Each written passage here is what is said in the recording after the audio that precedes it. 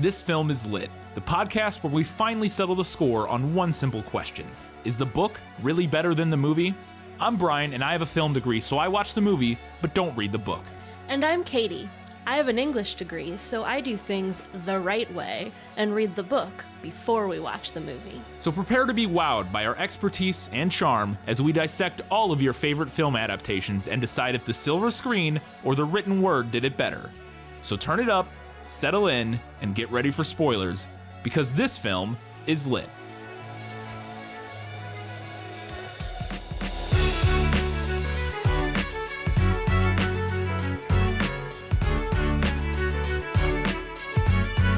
In her first ever feature-length movie, Barbie comes magically to life. It's Barbie and the Nutcracker, and this film is lit.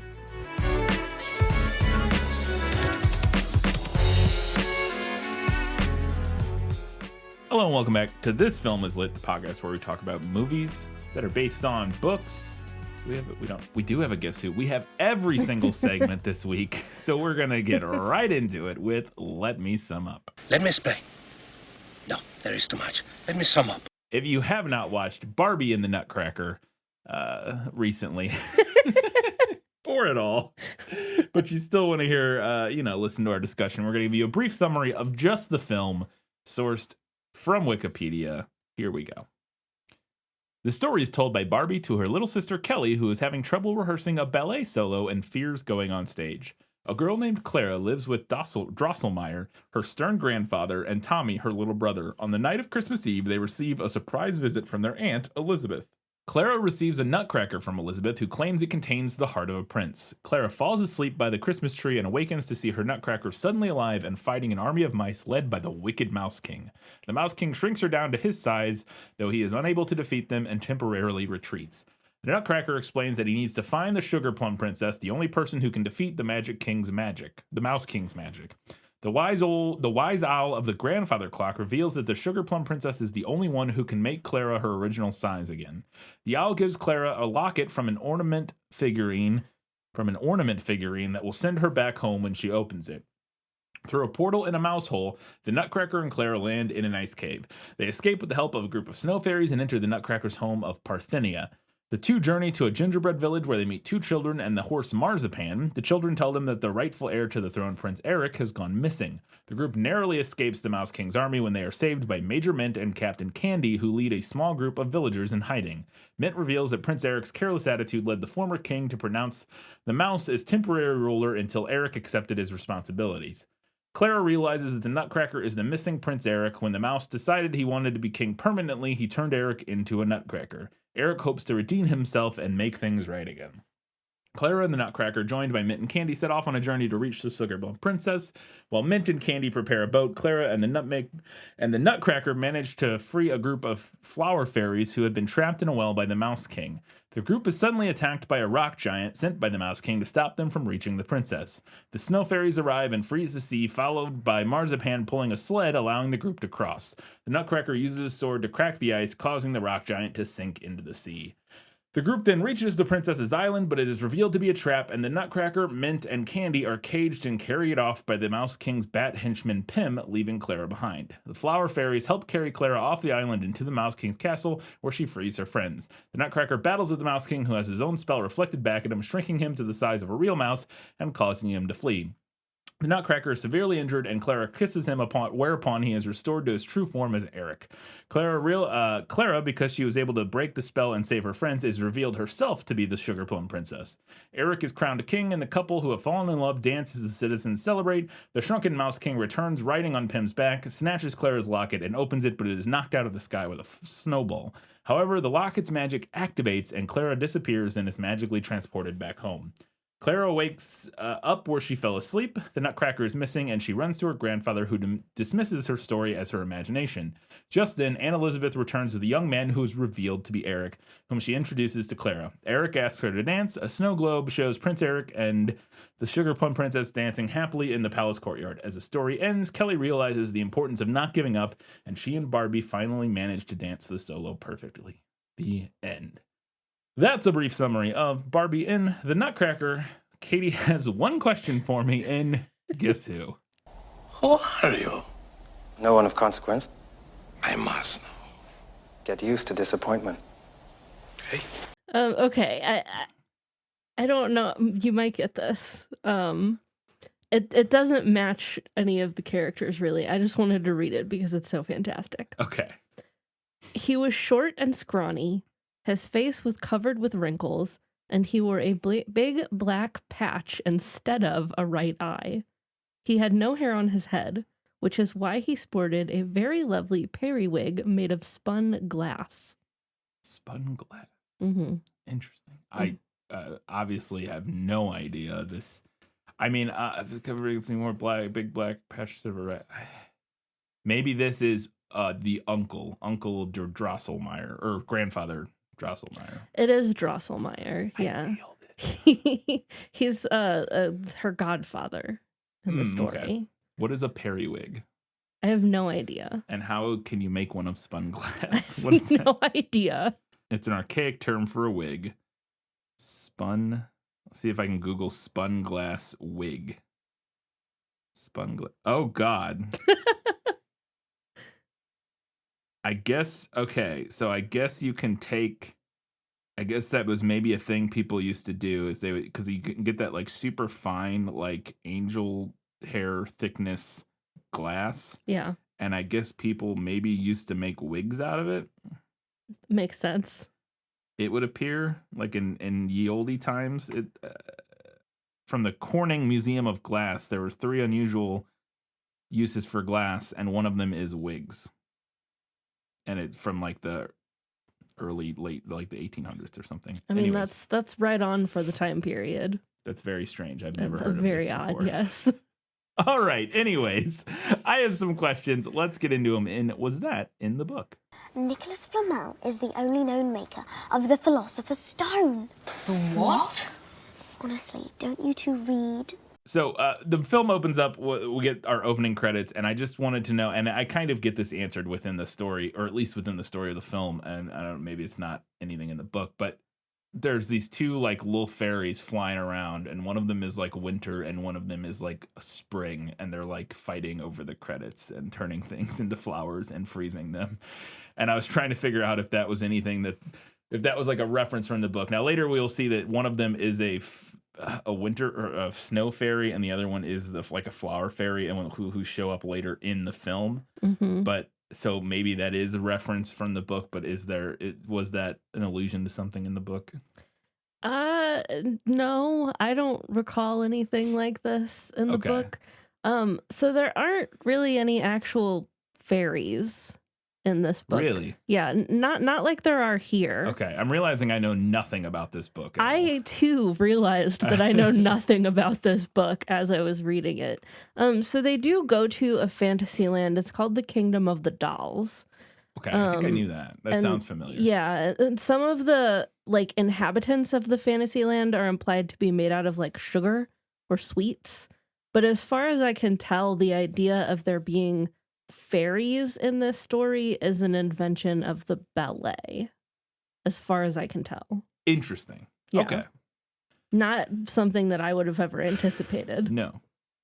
Yeah, I would have assumed that came from the book. I mean, or like like, some of it. famously, the Sugar Plum Fairy is like one of the Yes. most well-known characters in the ballet. Yes. So Yeah. Which this movie switches to Sugar Plum Princess, I Yeah. guess, because Barbie. Maybe they because wanted her to be a princess. maybe they didn't want her to be a fairy. I don't guess. know. Yeah, I don't know. Anyways, so then we're introduced to our main character. Well, we start with the frame story that I mentioned, which is real life Barbie teaching her Kelly how to do ballet, and then telling her the story of the Nutcracker. But in the story of the Nutcracker, we're introduced to Clara, who's this young girl, and who, I said it all in the thing, you've heard that part. But she gets this present of a Nutcracker from her aunt, who travels the world, it would seem. And she falls asleep, and then the Nutcracker comes to life, but gets in a fight. There's a giant, the Mouse King shows up, and they start fighting. But the thing that kind of kicks off the story, the inciting incident for why Clara gets involved in all of this, is that the Rat King or Mouse King shrinks her. And I wanted to know, and then because of that, she has to venture to the magical land to be unshrunk so she can come back to the real world. And I wanted to know if that came from the book. Does the Mouse King shrink her? And does she have to go on a journey to be unshrunk? So, no is the short answer. Okay. There's never anything explicitly about her being shrunk to the size of a mouse and or a nutcracker Right. in the book. However, it is kind of implied, and I think this is just like the sort of like magical realism, like fairy tale-ish that this story is employing, that like as this battle is going on and like as she's interacting with the Mouse King and the Nutcracker, that she seems to be Like their size? around their size, but it's never explicitly mentioned that she's been shrunken. Okay. In general, I did like this change. I thought it made sense to give the characters like a more direct quest. Like, oh, we need to go find this person to accomplish this thing. It lets us know like what the purpose of like this is, what exactly we're doing here. Yeah. I also thought it was a good move to shift the bulk of the action of this story into the fantasy world. So in the book, they do go to a fantasy world, as I mentioned, but it's after the Mouse King is defeated, and they basically just have a celebration there, which I believe is also what happens in the ballet. I was about to say, because that was my memory too. That I was a little surprised when they went to the magic world. I was like, in my mind, this all plays out like slightly in differently. the house or something. Like pretty much everything with the Mouse King happens in the house, and then they go to the fantasy realm and just like have a party. Basically. Because I think I've seen one of the ballets years ago, like like a TV production of it. You know, like that they did for Christmas. Maybe even there's one with Macaulay Culkin, I think. Yeah. And maybe I've seen that. I don't know. But anyways, I think I know like or again, I don't remember it at all, but I think I've seen it. So I have like something bouncing around in my head about I've never actually seen the ballet, but obviously I went and read about it on Wikipedia before we did this episode. Yeah. And it sounds like it's literally like the two acts of the ballet are like in the house with the Mouse King and everything, and then the second act is in the kingdom of the dolls, or whatever they call it in the ballet. Right. Yeah. Okay. Interesting. Go ahead. Also, just a side note real quick. In the book, Clara's name is Marie, but I'm just going to refer to her as Clara throughout this episode, just to make it easier. Yeah. That's also the name that's used in the ballet, so I'm pretty sure more people know her by that name anyway. Okay. Cool. So they then have to go to the and it has a weird name in the movie. I can't remember it. Like it was in the summary. It was in the summary. Let me look. What was it? It was like Parthenia. Parthenia. Yeah, I don't know where they got that from. I don't know where that came from. But anyways, that's the name of the magical land they have to go to, which is where the Nutcracker is from. And when they arrive, they go through a little portal and they fall into the world. And they fall into like an ice cave. Mm-hmm. And I was like, oh, interesting. Okay. They're stuck in this ice cave, but then they meet some snow fairies and they dance a little ballet. And then one of them gets their wing, like the little one that's like a little Barbie sister. Is it Kelly, I think? Kelly, yeah. Gets her wing messed up. But luckily, Clara is able to fix it.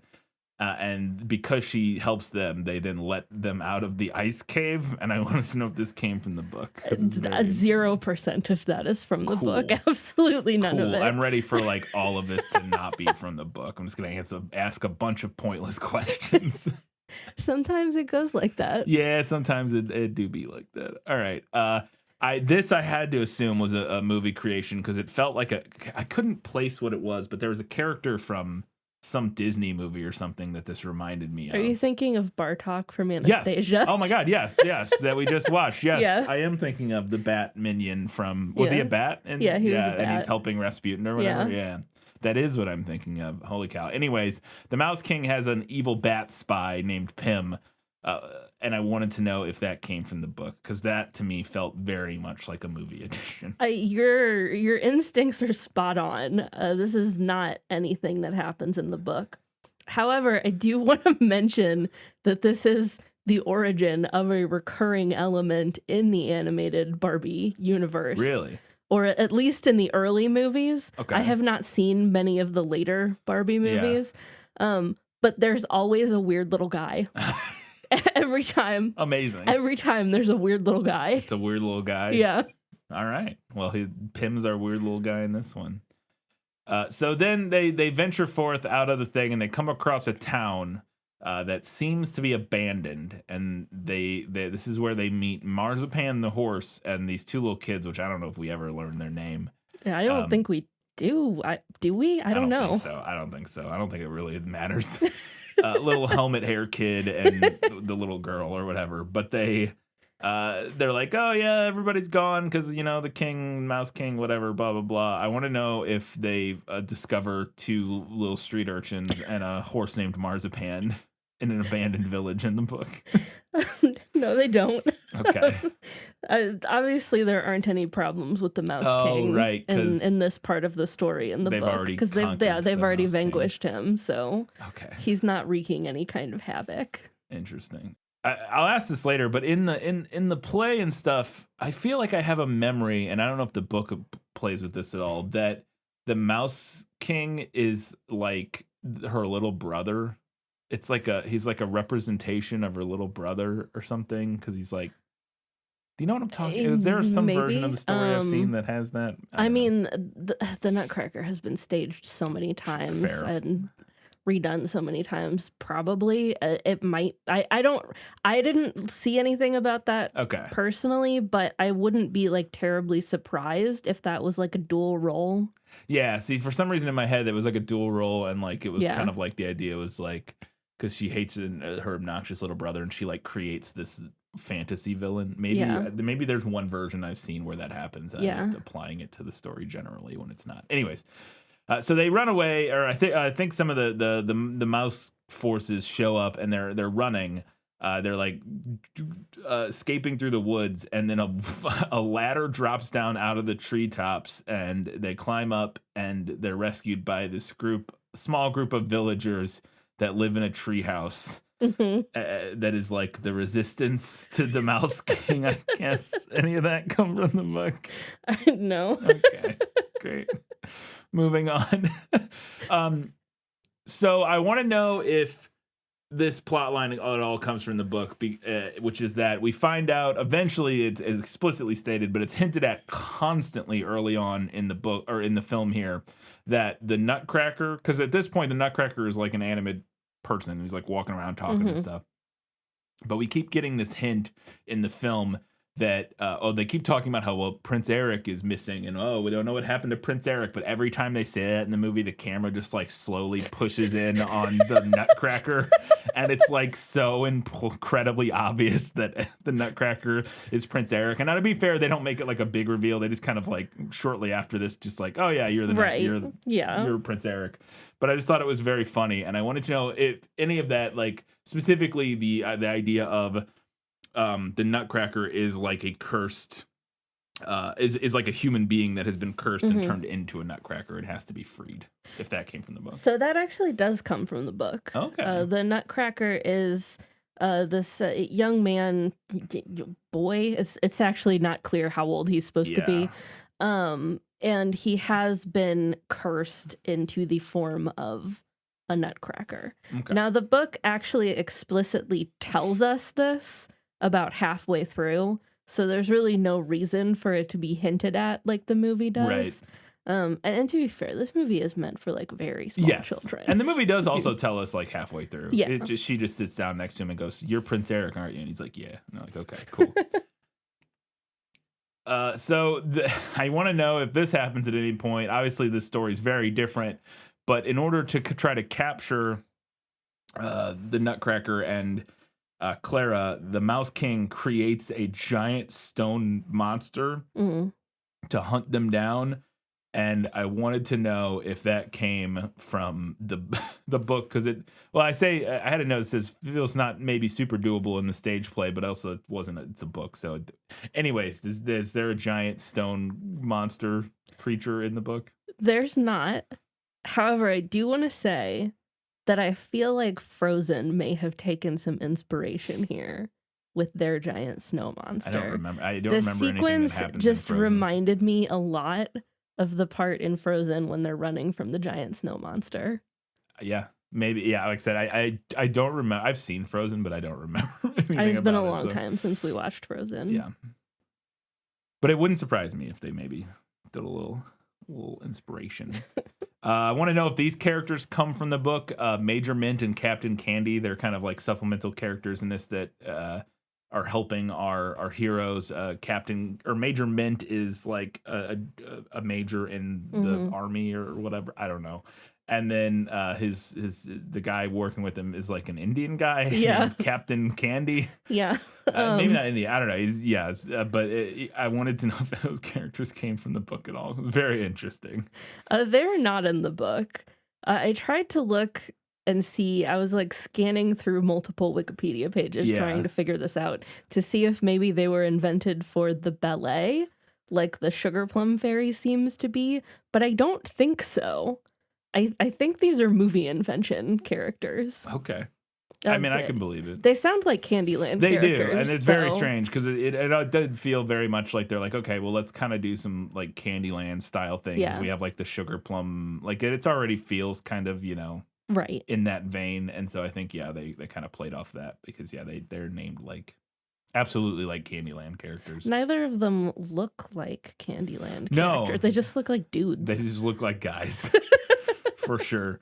Is there a magic floating bridge? They cross this crazy like Avatar like it's like floating rock rocks. bridge that it's like I was like, wait, what is going on here? In the book at all? It's not, and I feel like it should have been like peppermints or something. Yeah, like it does feel like it should have been something more whimsical. Like there were missed opportunities here with the level of whimsy. Yeah, in this because it is just like giant floating rocks. And all right, well, sure. Do they rescue? They move on in the story and they come across an old. They need they're gonna go cross. They're gonna go find the Sugar Plum Princess. Mm-hmm. So they got to go on a boat journey. And so they need supplies. So the Nutcracker and Clara go off to find supplies. And I guess the Nutcracker knows about some well where they can get water. So he goes to the well, but it's covered up.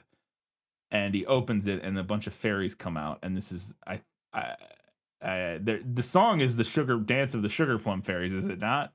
I think that's the song that plays here, isn't it? No? It's one of because the Dance of the Sugar Plum Fairy is the one with what's the instrument called? A sestina, is it? Or oh, I know what you're talking it's about. that specific. It has a very specific sound. This is a fairy dance, but it's not Dance of the Sugar Plum Fairy. Anyway, they're called. I think they say they're flower fairies or whatever, and they come flying out of this well and they dance for a while. Any of that come from the book? No.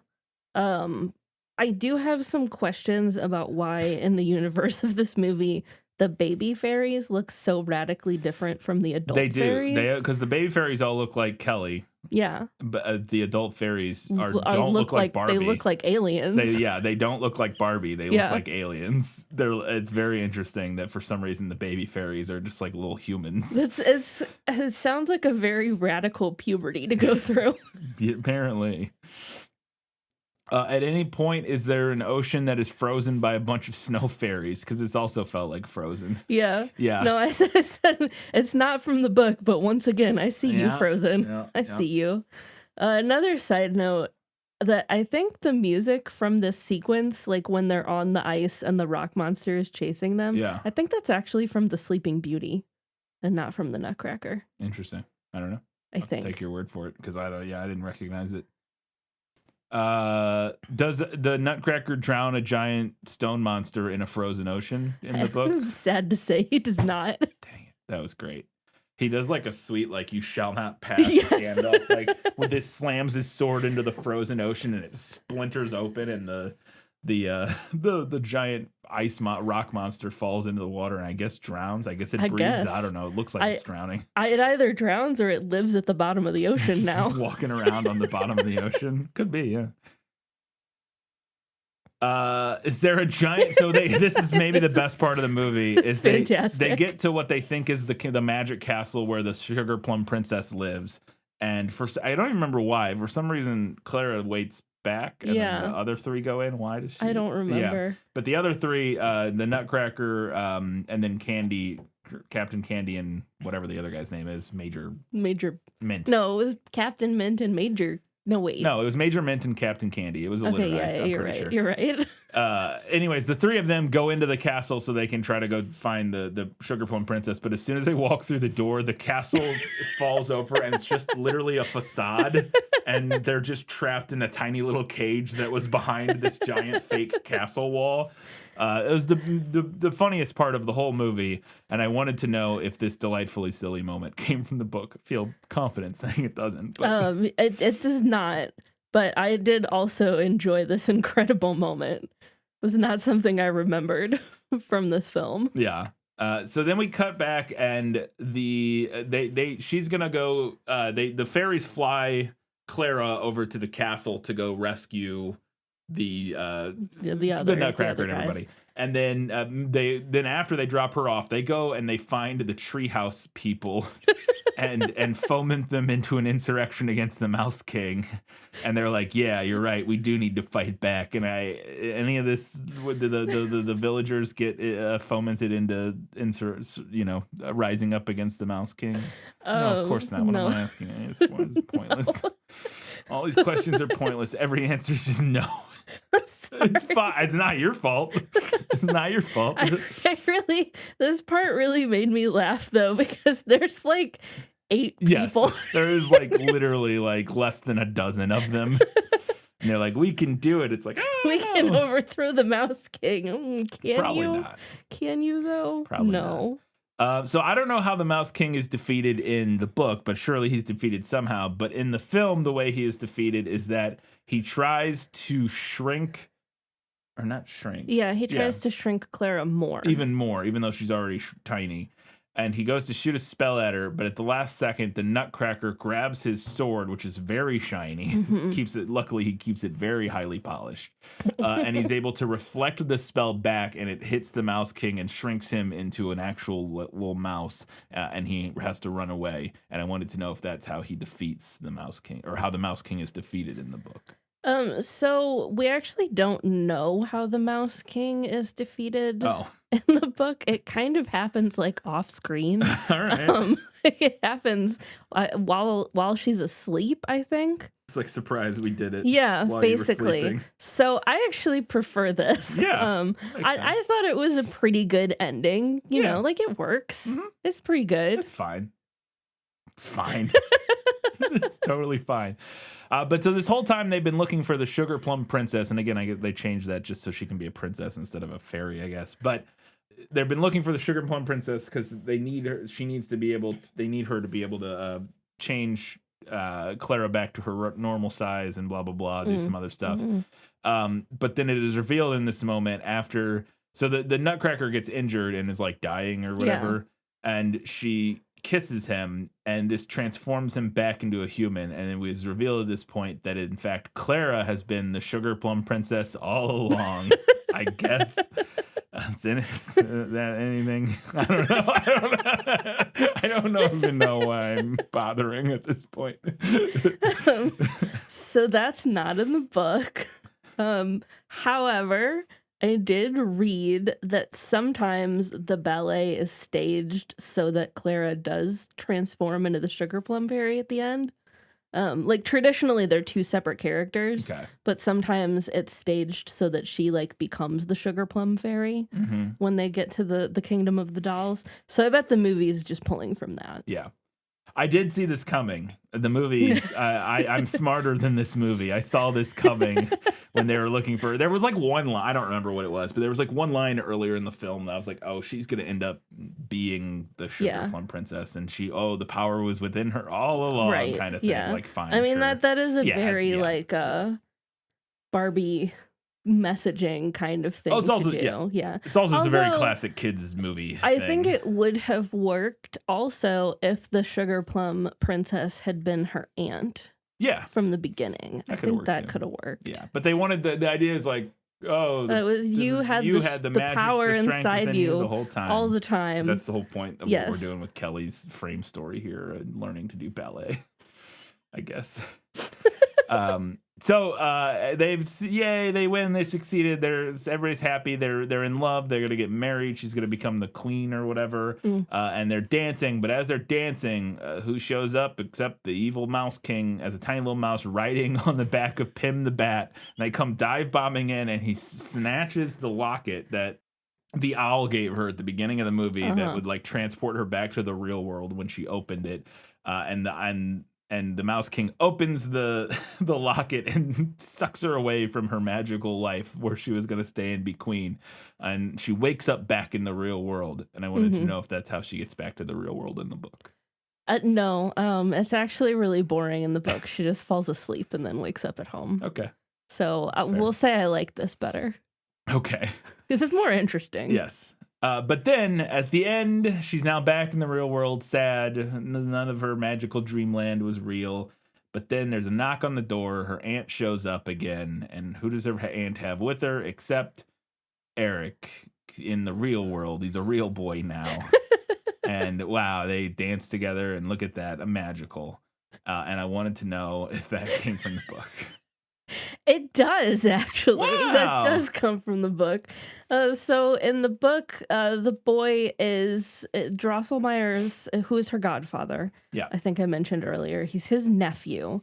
And he shows up at the end, and they get engaged. Oh, it's despite her godfather? being, I thought it yes. was grandfather. I think it is in the movie. Okay. I think. Yeah. But he's her godfather. Okay. In the book, so no like blood relation. Gotcha. Which makes that's a little better. A little better, yeah. But he shows up at the end, and then they get engaged despite being literal children. She's like 7 years old in the book. Nice. Yeah. Great. And it's also kind of similarly ambiguous in regard to how much of her adventure was real and how much of it wasn't. Yeah, because he gives her, when Eric shows up, he gives her the locket. Yeah. Or a locket that He looks just the like same. he hands her the locket. He's like, here, magic. I'm like, oh, okay. All right, sure. And yeah, it's kind of implied that I couldn't decide if the movie was implying that he knew, like, he had the memories of all of the Magic Land stuff, or if it's just like a coincidence. You know what I mean? Yeah. Like, coincidental or I whatever. don't know why he would be giving it to her if it was just As a gift. I guess. Like, I almost interpreted it as like, it's just like, oh, like a little wink and a nod. Look, oh, he happens to, like, I don't know. Like, it's weird magic works in mysterious ways. He's just giving her a gift, and it's, oh my gosh, it's the locket from the thing, but it's not like actually the same locket, and he doesn't like know anything. He's just giving her a gift, and like, oh, it's the locket. Like, oh, yeah, I don't know. I don't think it's supposed to be that he like is Prince Eric. I don't think. I don't know. Man. I think maybe he is supposed to be Really? Prince Eric. You think? Because he doesn't like give it to her like he's giving her a gift. He just like drops it into her hand, and then she smiles at him, and he asks her to dance, and she's like, well, I can't say no to a king. And he's not like, what are you talking about? He just like smiles at her, and then they dance. Yeah, it still feels weird. Why? How? Okay, Like, sure. it's weird either way. I agree. I guess. All right. Whatever. I got some more questions. That was all my questions for Was That in the Book, but I'm a little lost in adaptation, so let's get to that now. Just show me the way to get out of here, and I'll be on my way. Where is it lost? Yes, and I want to get unlost as soon as possible. So at the beginning of this movie, there's this part that I felt like I was like, wait, did I miss something or what happened here? Is that they're getting ready, like when she's at her godfather or grandfather's in the film, they're getting ready for a party. Mm-hmm. Because he has a line about some people showing up early. And so they're getting ready for a party. And this is what I remembered of the ballet, is that a lot of the first part of it takes place at like a big Christmas party or something like that. Yeah. But then later in the film, the film kind of just glosses over that, and we just have, because from my memory of the ballet, she gets the Nutcracker as a present, like at this party. Whereas in the film, it's just like her aunt just shows up and gives it to her like before the party, and then we never see the party, and then she falls asleep that night. And I was like, oh, maybe they just skipped it because they didn't want to like animate a big party or whatever, and so they just skipped it. And I was like, I'm confused at what transpired there. Did we just skip the party? Isn't that important? Anyways, So I guess there is a party in the book. The only guest that's specifically discussed is Drosselmeyer. Okay.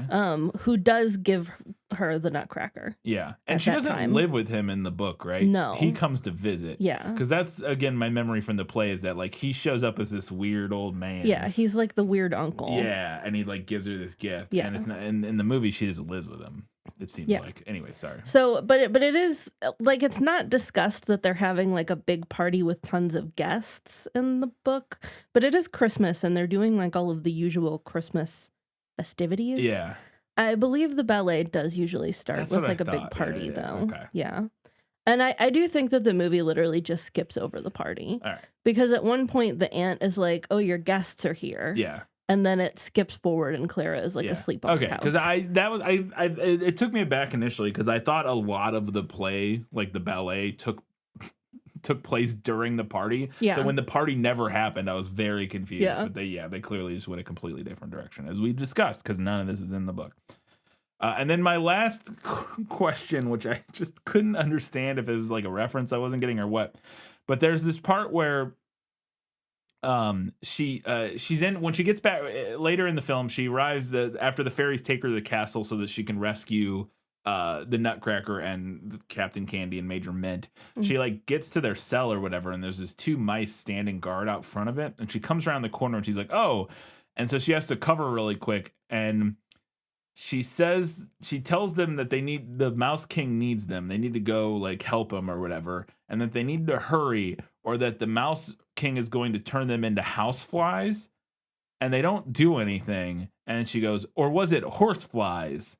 And then they're like, oh no, and then they run off. And I was like, what is the I didn't know if there was like a joke or a reference there. I was not understanding why the horseflies part like gets them to like go. I don't think it's a reference to anything. I think it's just kind of a weak joke. But like it's not even a moment in I don't even understand the joke.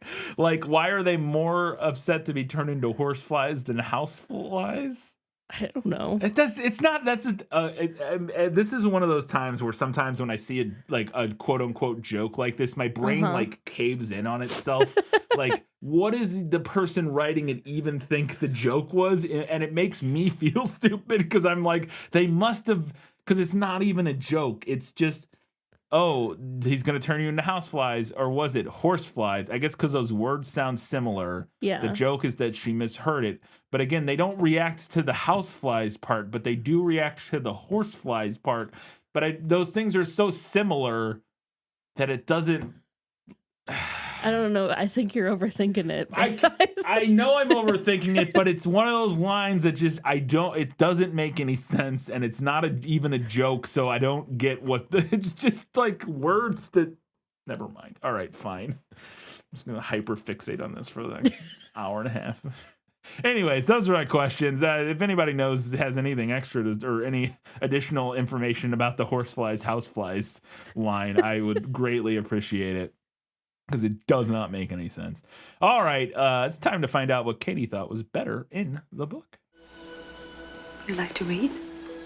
Oh, yes. I love to read. What do you like to read? Everything. Okay, so first off, I don't understand the movie's decision to kill Clara's parents. Yeah. And have her live with her grandfather, and they make Drosselmeyer her grandfather, and then they invent the aunt character to come in and give her the Nutcracker, and she's just like a boring version of Drosselmeyer in the book, because it's very straightforward in the book. She lives with her parents, and Drosselmeyer is her godfather who comes over, and he's like a kooky little guy who just shows up and like gives her the Nutcracker. Yeah. Like he's right. Yes. Yeah, Again, that was my memory guy. of the ballet. Yeah. That I was bouncing around in my brain from and I just like, I don't understand the decision to change that. Yeah. Because it doesn't. No. There's no reason for it. Yeah. I don't know. I agree. It's a very strange. It's weird. Change. It's it doesn't odd. really make any sense. And they made it more boring. Yes. Like, you read the description Yes. of Drosselmeyer.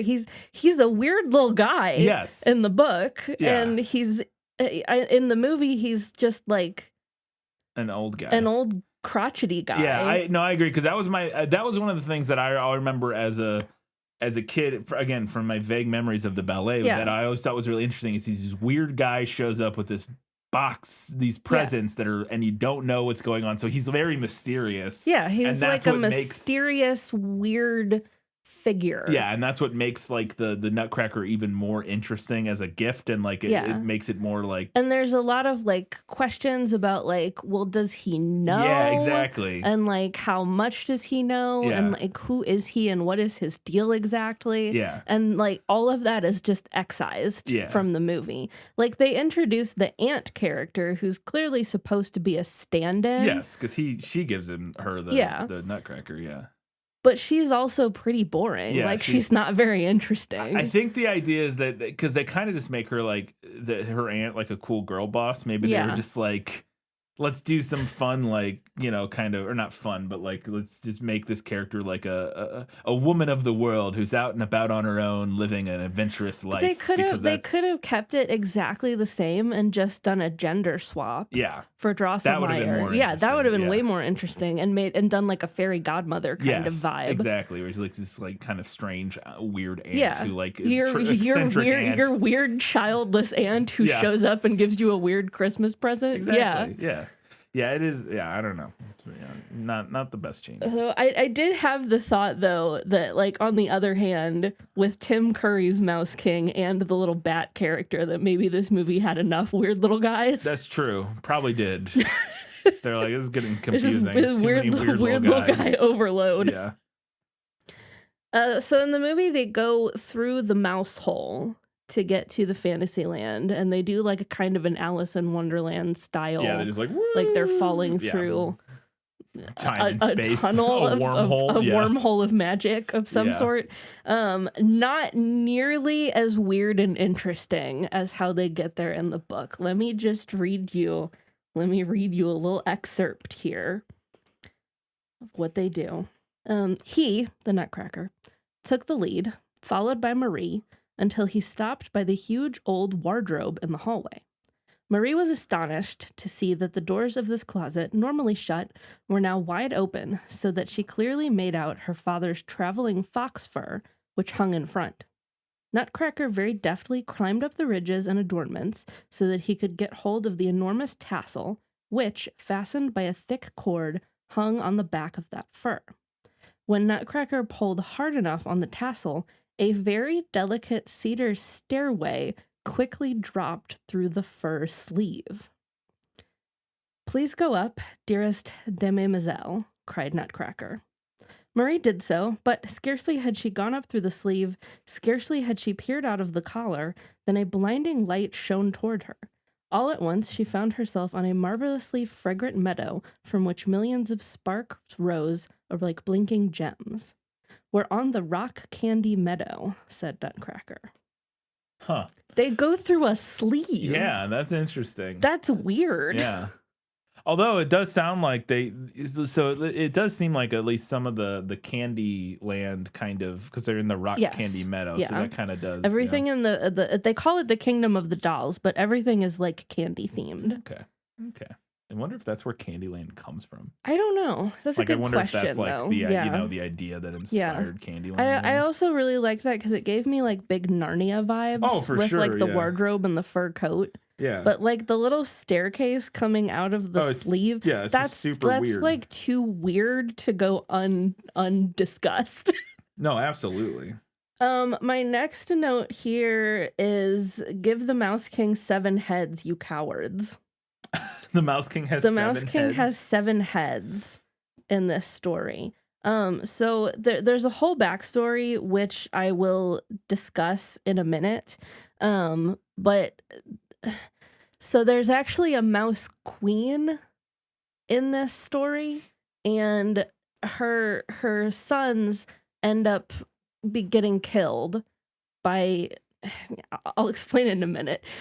So her sons end up getting killed. So the Mouse King, I'm not entirely sure, is either some hideous monster progeny that she birthed, or she like resurrected her other sons as this like monster with 7 heads. So the Mouse King has 7 heads. I mean, I'm into it. That would have been gnarly. I mean, I think it would have been. Yeah. We could have got 7 different Tim Curry Yeah. performances. Him doing 7 characters would have been incredible. But I understand why they didn't do it. I guess. I would have just been. I think it would have just been really terrifying. I know. Yes. But like, I don't know. And maybe kids could use a little more terror. I'm not saying it couldn't have worked. I think maybe the Barbie movie version of it isn't necessarily the place where that makes the most sense. You know, like if there had been like a Disney version of this early, like or something, maybe they could have done, you know, or like a Don Bluth, not Don Bluth. What's the? I mean, I think Don Bluth would have gone there. Yeah, I think that could have worked, but yeah, I don't know. Maybe the Barbie movie version's not the. Yeah, maybe. Yeah. Okay, so this is going to be kind of hard to quantify, although maybe not after the last 2 points that we just discussed. But I cannot stress to y'all how ill prepared I was for just how weird this book is. Mm-hmm. Insane things are happening the entire time, but it's treated very matter-of-factly in tone and like by the text itself, kind of in a similar vein to like a Grimm's fairy tale. Huh. And then at other times it's almost straight up silly. Yeah. Like I kind of really dug it. Yeah, I mean you were laughing constantly as you were reading this book. It was so weird. Yeah. Okay, so I want to read a little excerpt, but I have to give some backstory first so that we understand what's going on. So about halfway through the story proper kind of stops, and Drosselmeyer tells the children a story within this story. Okay. And it's called The Story of the Hard Nut. Good. Great. No comment. It's even more of like this kind of fairy tale thing. So the story is basically about there's a king and a queen, and they have a daughter. And at some point they find themselves in a war with the Mouse Kingdom. Okay. And the Mouse Queen threatens their daughter. Okay. And she ends up going through with that threat, and she turns the princess into a Nutcracker, the description of which is horrifying, by the way. Okay, like the transformation. Yes. Okay. And then Drosselmeyer appears in this story as a character, and he is tasked with finding the way to cure the princess and like transform her back. Yeah.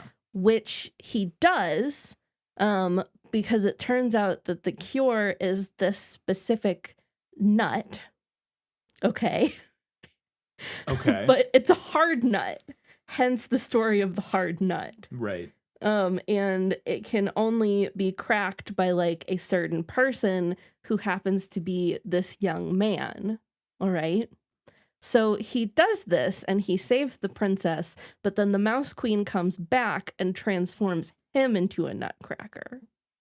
Okay. This young man. I really wish people could see your face right now. I'm sorry. I'm trying to follow along. Okay. This is why I said it was very much in vein of like a fairy tale or a folk tale. It just kind of doesn't make sense, right. And you have to let it kind of wash over you. It's kind of happen. Fair Okay. You just kind of got to let it happen. So this is like the backstory and the explanation of why the Nutcracker is the way that he is. Okay.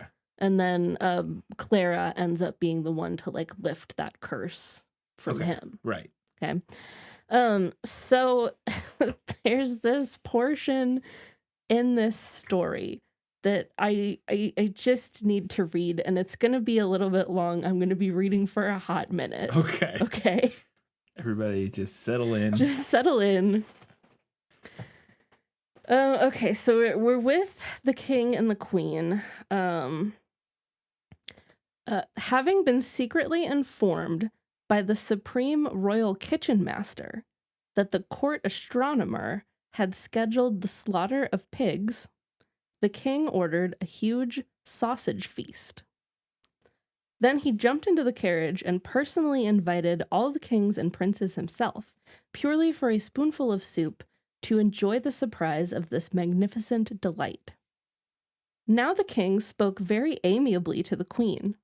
"You know, my darling, how much I love sausages." The queen knew what the king was driving at. He meant simply that she ought to submit to the very useful business of making sausages, as she had herself done in the past. And I had questions there, because I was like, does the queen usually make sausages? That doesn't sound right. Okay, so anyway, continuing on. The supreme treasurer had to promptly deliver the huge golden sausage cauldron and the silver casseroles to the kitchen. They lit a big sandalwood fire. The queen tied on her damask kitchen apron, and soon the sweet fragrances of the sausage soup were steaming out of the cauldron. The pungent aroma wafted all the way to the Privy Council. The king, imbued with pleasure, couldn't help himself. "With your permission, gentlemen," he shouted.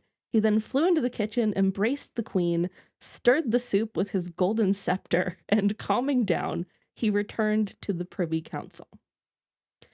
They had reached the important point when the bacon was to be sliced into cubes and roasted on silver grills. The ladies in waiting left the kitchen because the queen wished to perform this action herself out of loyalty, fidelity, and devotion to the royal consort.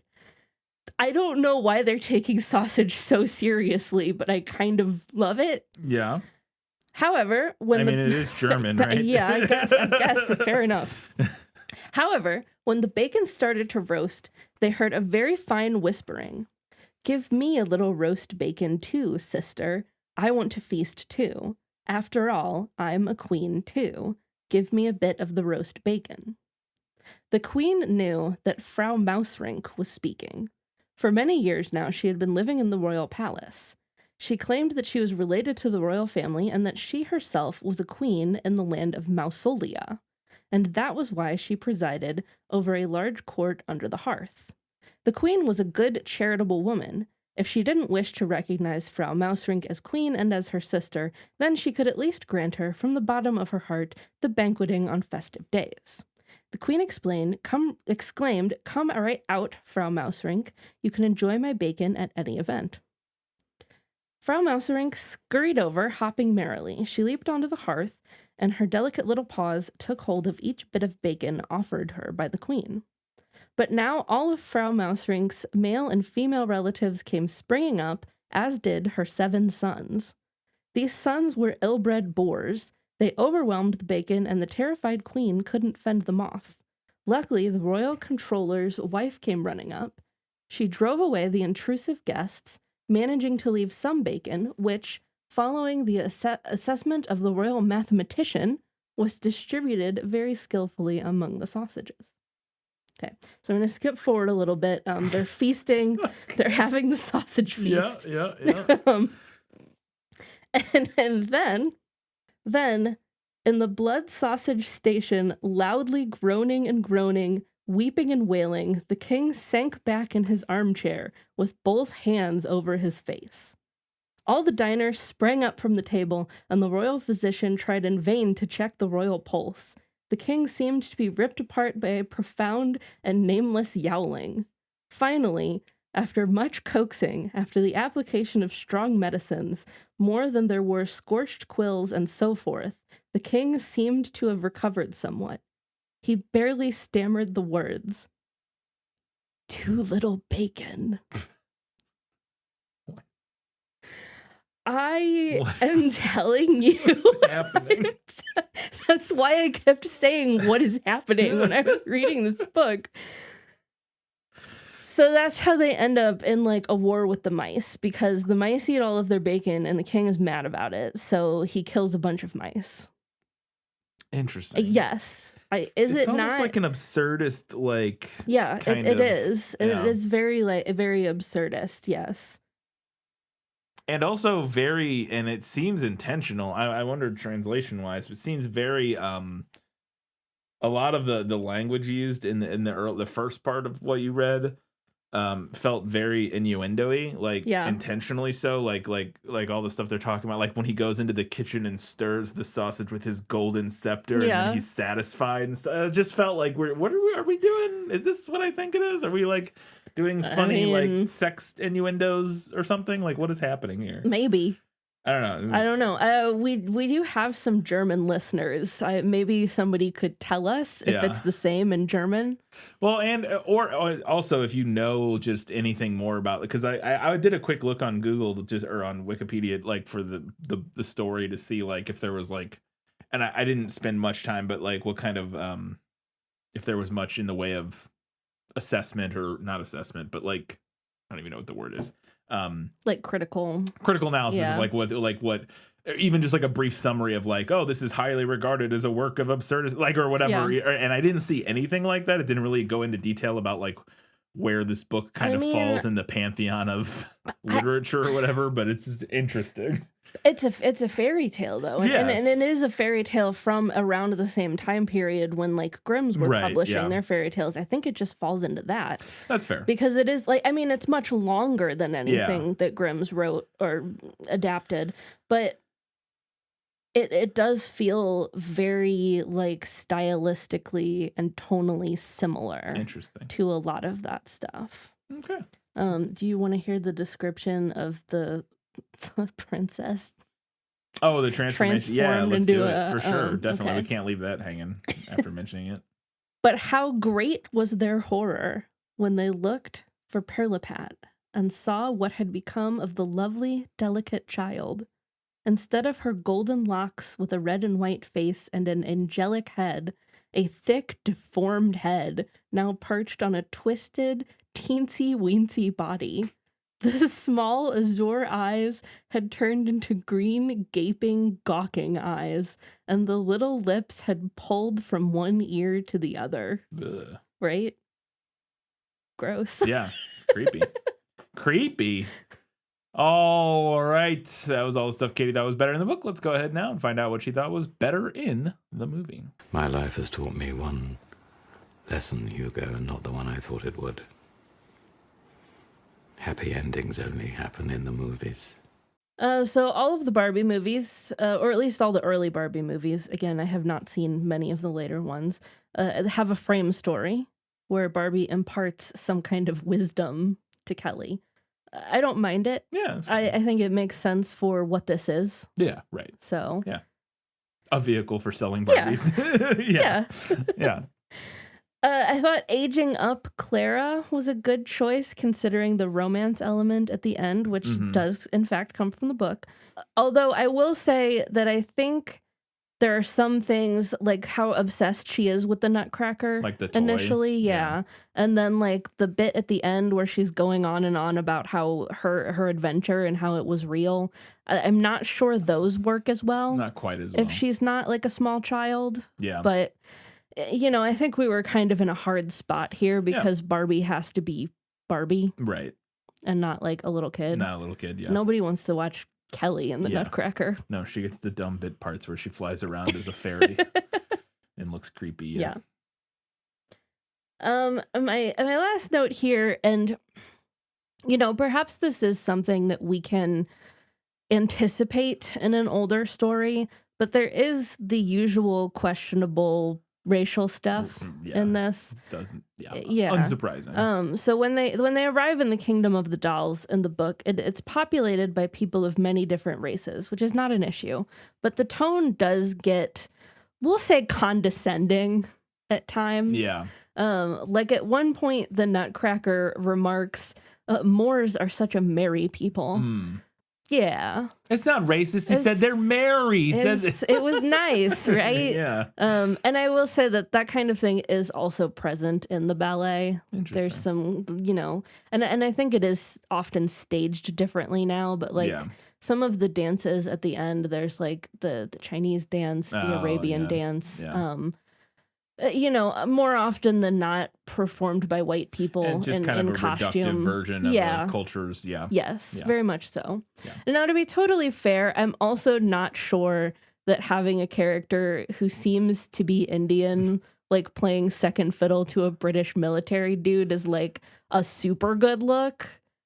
Maybe not aged the greatest. I will say I thought it was kind of interesting that it seems that they make, and maybe this was kind of like an intentional choice to do that, is that to get some diversity in there, but then also they do make the I'm trying to remember which one's which. Major Mint, who is the white guy, the British guy, who's like in charge. He kind of an idiot. Yeah, he is kind of an idiot. And Captain Candy, who's the Indian guy under him, is much more competent than he is, which I thought was kind of an interesting angle. It's still a strange choice to put like a colonial. Yeah, because the Indian guy is wearing like a colonial, like I think like a British colonial. Yes, like I think out like uniform kind of thing. Yeah, like it's not the worst, but it is kind of.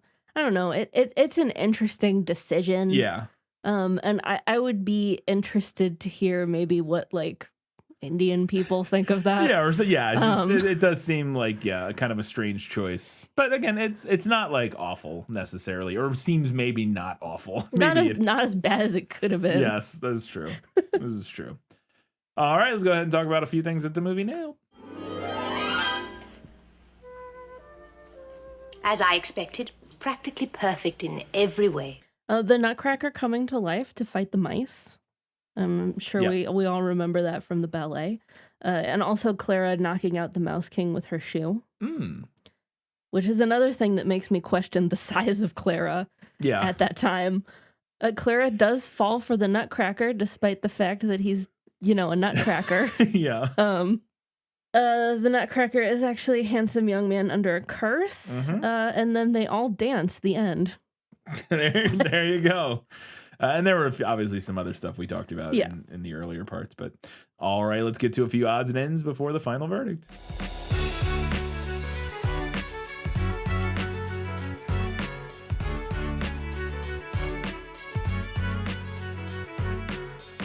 When we just jump right in and we see like Barbie and Kelly doing ballet, you can tell it's motion captured. It actually looks pretty good. Like you can tell, like it's very clear that this is a motion capture because it looks so good, and like it actually looks like they're doing actual ballet, and like the moves are very specific, and like even the little details of how their feet are moving and stuff all looks very accurate.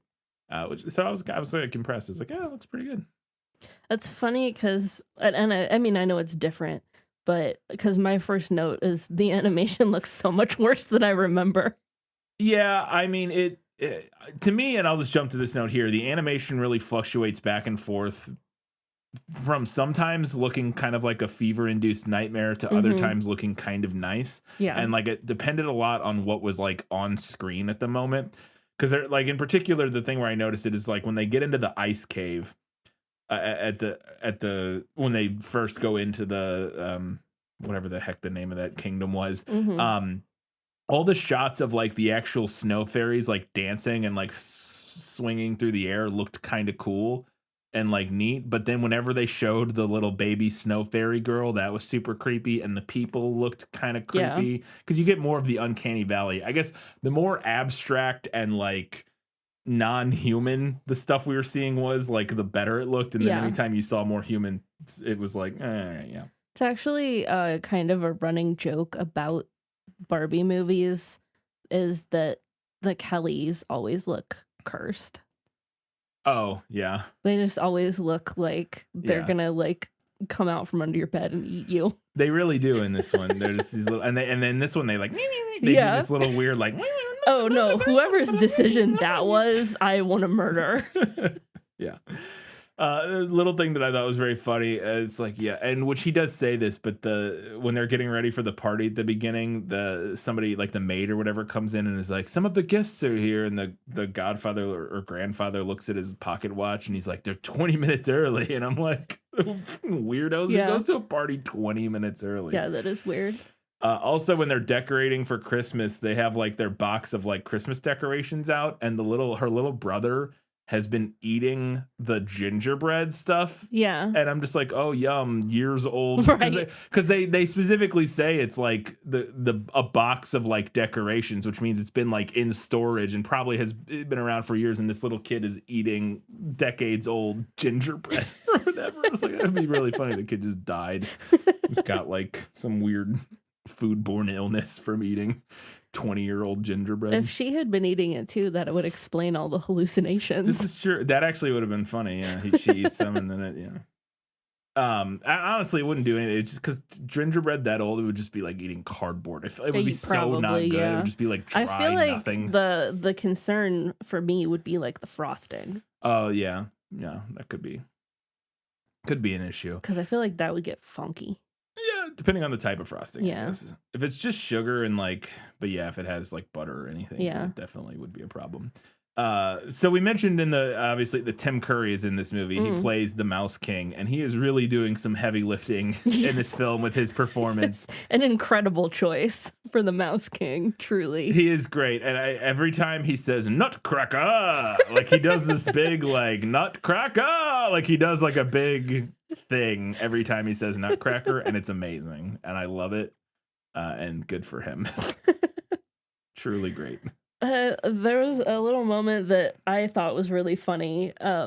When the Mouse King hears that they're searching for the Sugar Plum Princess, he's like, "I've never heard of the Sugar Plum Princess," and then proceeds to look her up in the phone book. Yeah, he's like, "Give me the directory," and then he looks her up. He's like, "I don't think that's a thing." And I was like, "Is that a joke based on the fact that the Sugar Plum Fairy is like a thing, but maybe. Sugar Plum Princess isn't? It's kind of like a meta joke, maybe, or something. I don't know."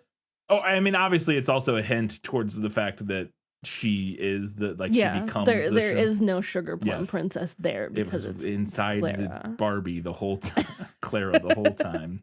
Also, I thought it was weird that they gave the Nutcracker like a mustache and white hair because he looks like an old man flirting with a teenager when he is a Nutcracker. Yeah. Because Clara and him like start hitting it off while he's a Nutcracker, and the design of the Nutcracker is like an old man. Right. Which makes it even weirder. I agree. But also he has to look like a Nutcracker. I understand that. It's just, it makes it even weirder when they're like kind of flirting and she's like a little kid and he looks like an old man. It's like, oh God. So I had to look up because the bat's voice immediately sounded familiar to me. So I had to look up who voiced him.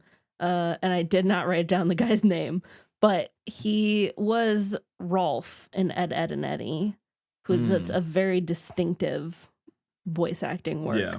He also... Peter Kalamis. Yeah, he was also invited back to be the weird little guy in Barbie as Rapunzel. There you go. He was Mother Gothel's weasel, Otto. Nice. And he is, in fact, a weird little guy. Another weird little guy. Movie. Good. There's another little moment, Barbie lore, when the bat says, "There's no way off this island unless she's part mermaid," foreshadowing to future Barbie movies. Is there a mermaid Barbie? Yeah. Barbie Mermaidia. That's what it's called? I think so. Incredible. Mermaidia. Oh my goodness. The other thing that made me laugh was when the fairies take Clara off of the island. Yeah. They just leave Marzipan the horse there. Just leave it there and it's never mentioned again. Nope. Like, okay, bye, I guess. I guess I live on this island now. Bye. It's incredible. The thing that cracked me, or not cracked me, was kind of silly, is that we get back to the end, wrap up the frame story, and Barbie's like, and Kelly's like, oh, I see. The point of that story was to keep trying and to be brave or whatever. I guess. Kind of, yeah, whatever. And then she's like, hey, can you help me practice this ballet number again? And they do it one more time and she just does it perfectly. Yes. It's not like they just literally just nails it. And I'm like, well, you didn't even need to practice again. You just needed to believe you could do it, I guess. I don't know, because he literally does it perfectly after hearing that story. Before we get to the final verdicts, we want to remind you, you can head over to Facebook, Twitter, Instagram, Goodreads, Threads, whatever. Follow us, give us a like, subscribe, do whatever you can do so you see our posts and we can hear from you, hear what you had to say about Barbie and the Nutcracker or whatever else you want to talk about. Hit us up on all those social media platforms. Also, if you want to do us a favor, head over to Apple Podcasts or Spotify, wherever you listen to us. Write us a little nice review and give us a 5-star rating. That'd be super great. Or if you want to support us even more, head over to patreon.com/thisfilmislit. Support us at multiple different levels, but at the $5 and up level, you get access to bonus content. We just released our Christmas bonus episode, which was a discussion of Happiest Season, the Hulu movie with Kristen Stewart. And so if you want to hear our discussion of that, you can go over to Patreon, give us $5, and you can listen to that. And if you support us at the $15 level, you get access to priority recommendations, which means if you have something you would really like for us to hear us talk about, you can recommend that, and we will throw it into our lineup as soon as we possibly can. Katie, time for the final verdict. Now, are you ready for your sentence? Sentence? But there must be a verdict first. Sentence first, verdict afterward. I have never actually seen the Nutcracker ballet performed. I've never been to a theater to watch it. No. However, going into this episode, I felt pretty confident that I knew enough about it just from cultural osmosis to have a good idea of what the book would be like. But dear listener, nothing in the world could have prepared me for how weird and silly this book was. As I said before, it truly reminded me of reading folk and fairy tales. Now, to be totally fair, if that type of storytelling isn't your jam, you probably won't like this book. I wouldn't even try it. For me, however, the movie felt pretty lackluster in comparison. I know it was made in 2001, but everything about it, from the story to the animation, felt very bare bones to me. You can tell it was not an expensive, particularly expensive production. Yeah. And please understand, this is not a dig on the OG Barbie movies. They are classics, and I do love them. Yeah. But it was pretty obvious that there was not a lot put into making this feel like fully fleshed out. And it wasn't the worst thing I've ever seen. I thought it was like an okay little Christmas movie, perfectly fine, but nothing, or Nutcracker adaptation, but not anything special, pretty much at all. Now, maybe if we had ended up watching a different Nutcracker movie, I would feel differently right now. Maybe. Yeah. However, this time, just for the sheer enjoyment that I got out of reading it. Which I can attest to. Again, I heard you laughing so many times. I have to give this one to the book. All right, there you go. The Nutcracker and the Mouse King wins. The book wins for being a weird little guy. And the book is the weird little guy this time. All right. Katie, what's coming up next? So we are taking next week off for the holidays, as is our custom at the end of the year. And we will be back in January with a thing that we surprisingly have not covered yet. Yeah. We're going to be talking about Forrest Gump. This is going to be so interesting. Have you seen Forrest Gump? No. Oh my goodness. It's going to be very interesting. I'm so excited to revisit this because I have a feeling the more I've thought about this movie in the intervening years, and I've seen it probably a half dozen times over the course of my life, and I always used to like it a lot, but the more I've thought about things in it, the more I'm thinking I'm not gonna have as kind of things to say about it this time. We'll see. Who knows? And I also know it's very that it's very different than the book, I think. Or like it's very similar, but also, I don't know, anyways. I really don't. The only thing I know about it is the one line about the box of chocolates. Yeah. That's all I know. There you go. I mean, that'll be most of my questions probably will be like, is this line from the book? Is this line from the book? So I should try to find an ebook copy of this. Okay. That will be helpful because I am going to, I mean, to be fair, it's going to be all the lines you know from Life is like a box of chocolate, blah, blah, blah. Like all of those, very quotable lines that the movie made famous. But I am definitely going to be asking if a lot of those are from the book. So. Okay.